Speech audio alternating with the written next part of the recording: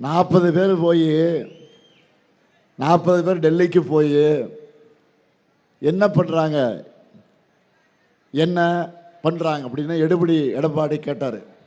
இப்போ பார்த்தீங்களா, நம்ம தமிழ்நாட்டு எம்பிக்கள் பார்லிமெண்ட்டில் பாஜக காரங்களை பந்தாடிட்டு வந்திருக்கிறாங்க.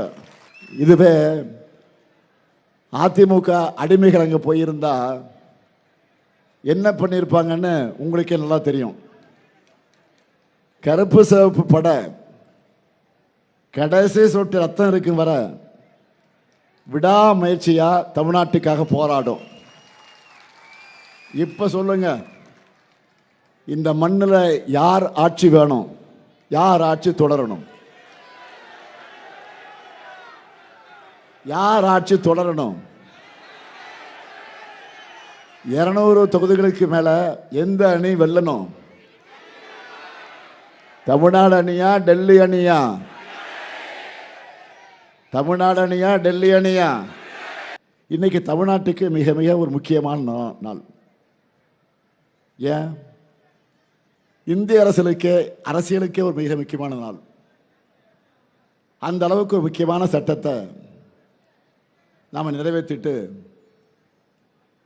இன்றைக்கு நம்ம தமிழ்நாடு பாதிப்படையாத என பிரதமரும் உள்துறை அமைச்சரும் சொன்னாங்க. ஆனால் அவங்க சொன்னது ஒன்று, அவங்க கொண்டு வர சட்டத்தில் இருக்கிறது வேற ஒன்று.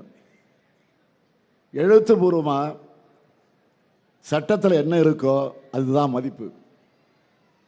ஆனால் அந்த கருப்பு சட்டத்தில் தமிழ்நாட்டுக்கு எத்தனை தொகுதிகள், நமக்கு என்ன சட்ட பாதுகாப்பு இருக்கு, எந்த சென்சஸ் அடிப்படையில் இதை பண்ண போகிறாங்க, இது போன்ற தகவல் எதுவும் தெளிவாக இல்லை.